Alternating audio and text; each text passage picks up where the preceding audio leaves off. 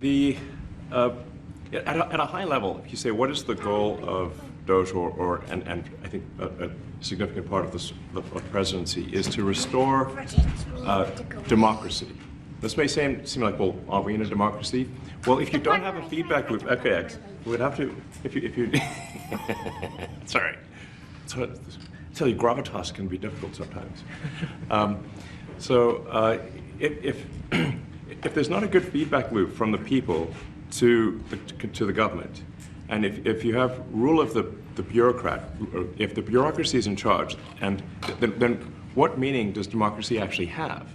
If the people cannot vote and have their will be decided by their elected representatives in the form of the president and the Senate and the House, then we don't live in a democracy, we live in a bureaucracy. So it's incredibly important that we close that feedback loop, we fix that feedback loop, and that the public's elected representatives, the President, the House, and the Senate, decide what happens, as opposed to a large, unelected bureaucracy.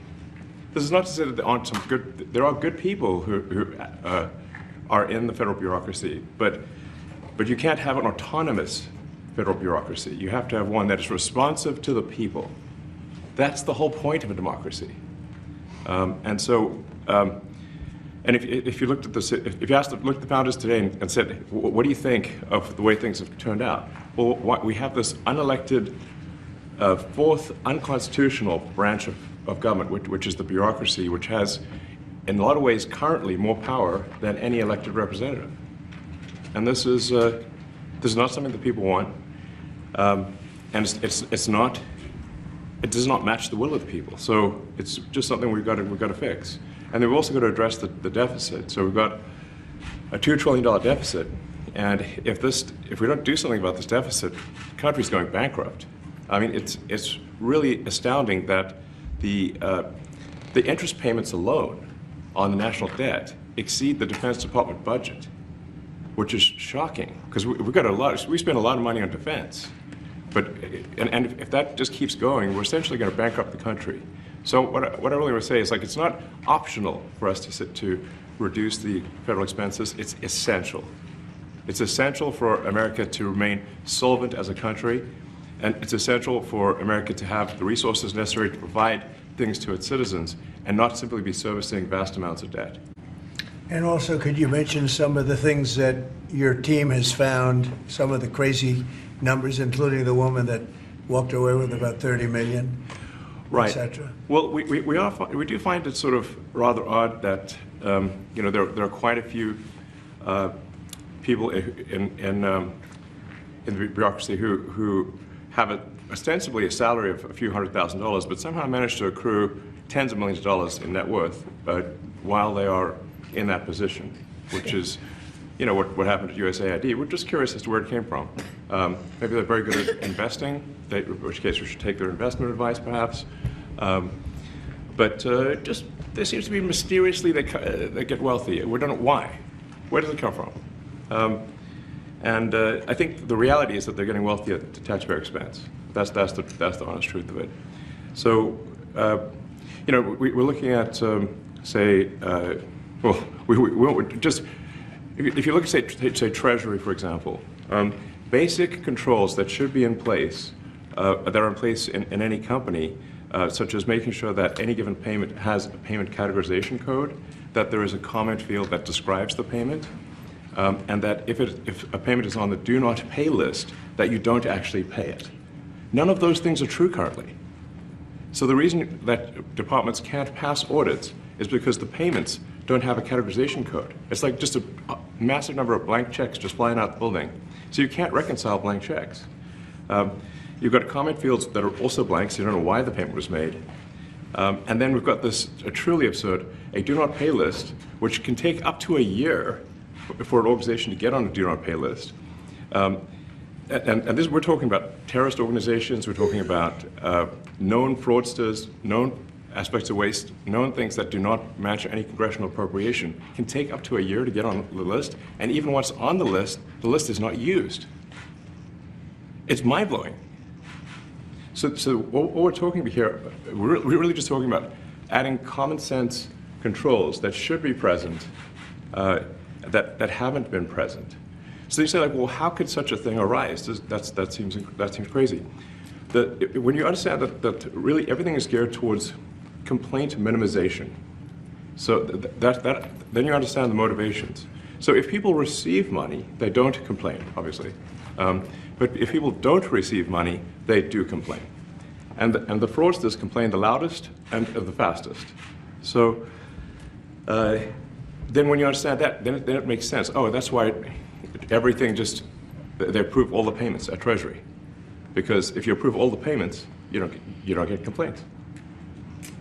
But now we're saying that, no, actually, we are going to complain. If money is spent badly, if your taxpayer dollars are not spent in a sensible and frugal manner, then that's not okay. Your tax dollars need to be spent wisely on things that matter to the people. I mean, these things, like, it's just common sense. It's not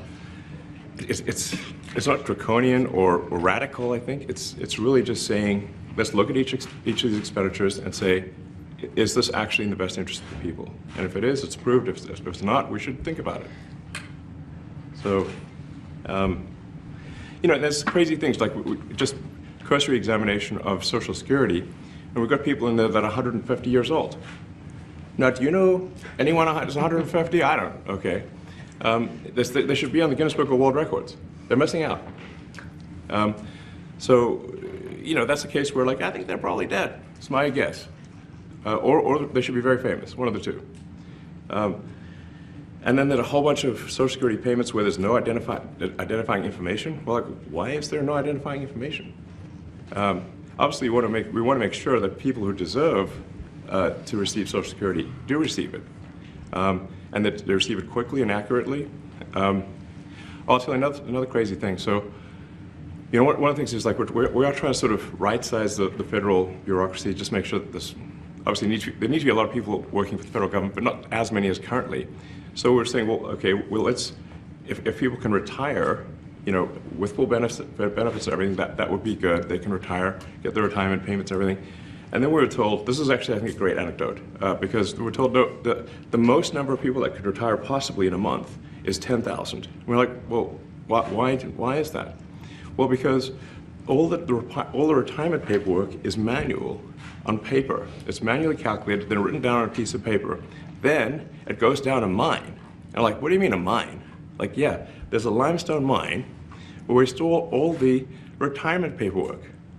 And you look at a picture of this mine. We'll post some pictures afterwards. And this mine looks like something out of the 50s because it was started in 1955. So it looks like it's like a time warp. And then the speed, the limiting factor is the speed at which the mine shaft elevator can move determines how many people can retire from the federal government. And the elevator breaks down sometimes, and then nobody can retire. Doesn't that sound crazy? There's like 1,000 people that work on this. So I think if we can take those people and say, like, you know what, instead of working in a mine shaft and carrying manila envelopes to boxes in a mine shaft, you could do practically anything else. And you would add to the goods and services of the United States in a more useful way.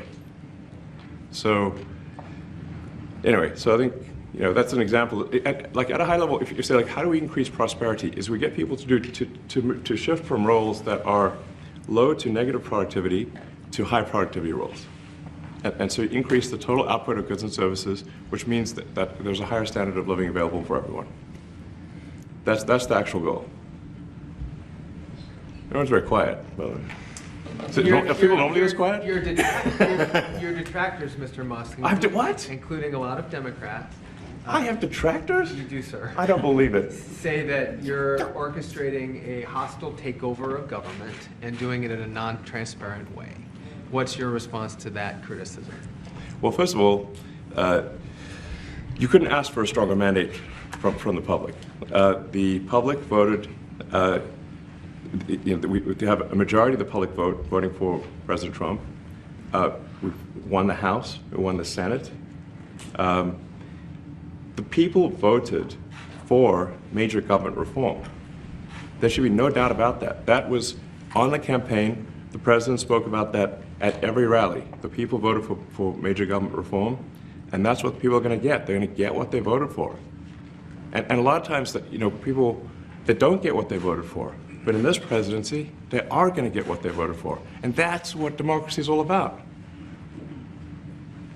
Mr. Musk, the White House says that you will identify and excuse yourself from any conflicts of interest that you may have. Does that mean that you are in effect policing yourself? What are the checks and balances that are in place to ensure that there is accountability and transparency? Well, we actually are trying to be as transparent as possible. In fact, we post our actions to the Doge handle on X and to the Doge website. So all of our actions are maximally transparent. In fact, I don't think there's been, I don't know of a case where an organization has been more transparent than the Doge organization. So, and the kind of things we're doing are, I think, very, very simple and basic. They're not, what I mentioned, for example, about Treasury, just making sure that payments that go out, taxpayer money that goes out, is categorized correctly, that the payment is explained, that organizations on the do not pay list, which takes a lot to get there, that actually are not paid, which currently they are paid. These are not individual judgment decisions. These are about simply having sensible checks and balances in the system itself to ensure that taxpayer money is spent well. So it's got nothing to do with, like, say, a contract with some company of mine at all. But if there is a conflict of interest when it comes to you yourself, for instance, you've received billions of dollars in federal contracts when it comes to the Pentagon, for instance, which the president, I know, has directed you to look into. Yeah. Are you policing yourself in that? Is there any sort of accountability check and balance in place that would provide any transparency for the American people? Well, all of our actions are fully public. So if you see anything, you say, like, wait a second, hey, Elon, that seems like maybe that's, there's a conflict there. It's not like people are going to be shy about saying that. They'll say it immediately, Including you yourself. Yes. But transparency is what builds trust, not simply somebody asserting trust. So not somebody saying they're trustworthy, but transparency, so you can see everything that's going on. And then you can see, am I doing something that benefits one of my companies or not? It's totally obvious. And if we thought that, we would not let him do that segment or look in that area if we thought there was a lack of transparency or a conflict of interest. And we watch that also. He's a big businessman. He's a successful guy. That's why we want him doing this. We don't want an unsuccessful guy doing this. Now, one thing also that Elon hasn't really mentioned are the groups of people that are getting some of these payments. They're ridiculous.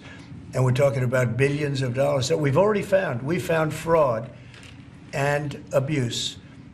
I would say those two words as opposed to the third word that I usually use, but in this case, fraud and abuse.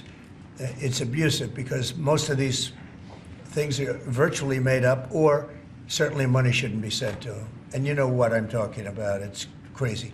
So, but we're talking about tens of billions of dollars that we've already found. And now a judge who's an activist judge wants to try and stop us from doing this. Why? And why would they want to do that? I campaigned on this. I campaigned on the fact that I said government is corrupt. And it is very corrupt. It's very, very, it's also foolish. As an example, a man has a contract for 3 months and the contract ends, but they keep paying him for the next 20 years, because nobody ends a contract. You get a lot of that. You have a contract that's a 3-month contract. Now, normally, if you're in a small, in all fairness, it's the size of this thing is so big. Yeah. But if you have a contract and you're in a regular business, you end the contract in 3 months. It's a consultant. Here's a contract for 3 months, but it goes on for 20 years. And the guy doesn't say that he got money for 20 years. They don't say it. They just keep getting checks month after month, and you have various things like that, and even much worse than that, actually, much worse. And I guess you call that incompetence, maybe. Yeah. It could be corruption. It could be deals made on both sides, where the guy gets the money, he kicks. I think there's a lot of kickback here. I see a lot of kickback here. There's a lot of kickbacks. A tremendous kickback, because nobody could be so stupid to give out some of these contracts, so he has to get a kickback. So that's what I got elected for, that and borders and military and a lot of things, but this is a big part of it. And I hope that the court system is going to allow us to do what we have to do. We got elected to among other things, find all of this fraud, abuse, all of this horrible stuff going on. And we've already found billions of dollars, not like a little bit, billions, many billions of dollars. And when you get down to it, it's going to be probably close to $1 trillion. It could be close to $1 trillion that we're going to find. That will have quite an impact on the budget.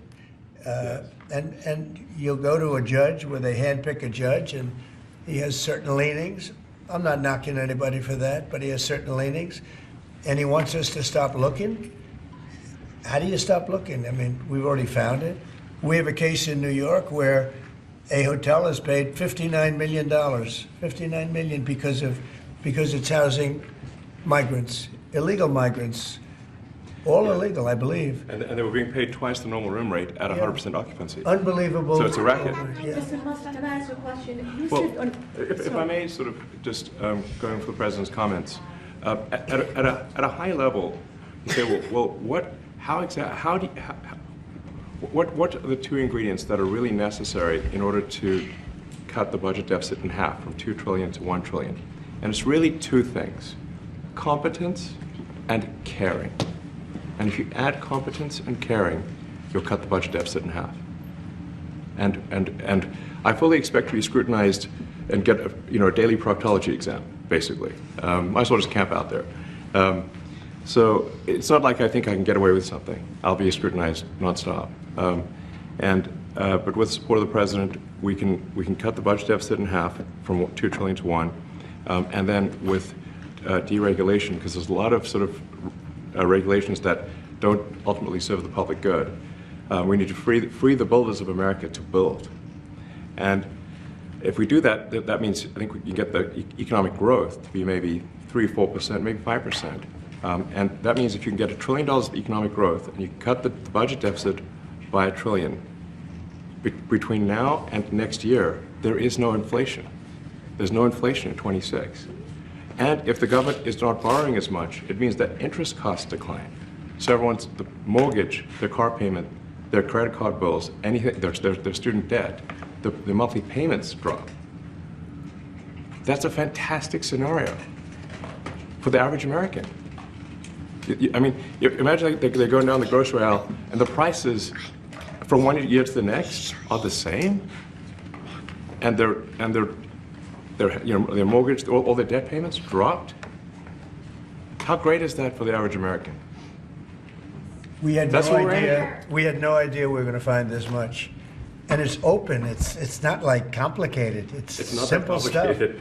It's It's like a lot of work. We Yeah. can't believe it. A lot of work. A lot of smart people involved. Very, very smart people. But you're talking about anywhere maybe $500 billion. It's crazy the kind of numbers you're is really talking crazy. about. You know, normally when you're looking at something, you'll find you're looking for 1 out of 100. Here, you're almost reversing it. You look for one that's good. Yeah. And you can look at the title and you say, why are we doing this? Why are we doing that? And the public gets it. You know, the public gets it. You've seen the polls. The public is saying, why are we paying all this money? This for years, this has gone on. Mr. Musk, President you Trump, said Senator, Yeah, go ahead. Wait, go ahead. Senator Rand Paul today said that DOGE cuts will ultimately need a vote in Congress. Do you agree with that? Is that the I plan? really don't know. I know this. We're finding tremendous fraud and tremendous abuse. If I need a vote of Congress to find fraud and abuse, it's fine with me. I think we'll get the vote, although there'll be some people that wouldn't vote. And how could a judge want to hold us back from finding all of this fraud and finding all of this incompetence? Why would that happen? Why would even Congress want to do that? Now, Congress, if we do need a vote, I think we'd get a very easy vote because we have a track record now. We've already found billions of dollars of abuse, incompetence, and corruption. A lot of corruption. If a judge does block one of your policies, part of your agenda, will you abide by that ruling? Will you Well, comply I with that always order? abide by the courts, and then I'll have to appeal it. But then what he's done is he's slowed down the momentum. And it gives crooked people more time to cover up the books. You know, if a person's crooked and they get caught, other people see that, and all of a sudden it becomes harder later on. So, yeah, the answer is I always abide by the courts, always abide by them, and will appeal. But appeals take a long time, and I would hope that a judge, if you go into a judge and you show him, here's a corrupt situation, we have a check to be sent, but we found it to be corrupt, do you want us to send this corrupt check to a person, or do you want us not to give it and give it back to the taxpayer? I would hope a judge would say, don't send it, give it back to the taxpayer. Yeah, if I can add to that, what we're finding is that a bunch of the fraud is not even going to Americans. So I think we can all agree that if there's going to be fraud, it should at least go to Americans. But a bunch of the fraud rings that are operating in the United States and taking advantage of the federal government, especially in the entitlements programs, are actually foreign fraud rings. They're operating in other countries and actually exporting money to other countries. We should stop that. Mr. Musk, And this is big numbers. Talk about $100 to $200 billion a year. Sure. Serious money. Mr. Musk, you said on X Yeah. that an example of the fraud that you have cited was $50 million of condoms was sent to Gaza. But after fact-check this, it apparently Gaza in Mozambique, and the program was to protect them against HIV. So can you correct the statements? It wasn't sent to Hamas, actually. It was sent to Mozambique, which makes sense why condoms was sent there. Yeah. And how can we make sure that all the statements that you said were correct, so we can trust what you say? Well, first of all, some of the things that I say will be incorrect and should be corrected. So nobody's going to bat 1,000. I mean, we will make mistakes, but we'll act quickly to correct any mistakes. I'm not sure we should be sending $50 million worth of condoms to anywhere, frankly. I'm not sure that's something Americans would be really excited about. And that is really an enormous number of condoms, if you think about it. If it went to Mozambique instead of Gaza, I'm like, okay, that's not as bad, but still, why are we doing that? Mr. Musk, can you talk a little bit about how closely you're working with agency heads as you're directing these cuts? Do they have how much input do agency heads have when you're making these decisions? Yeah, we work closely with the agency heads, there are sort of checks in place. So it's not just us just going in and doing things willy-nilly. It's in partnership with the agency heads, and I check frequently with the president to make sure that this is what the president wants to have happen.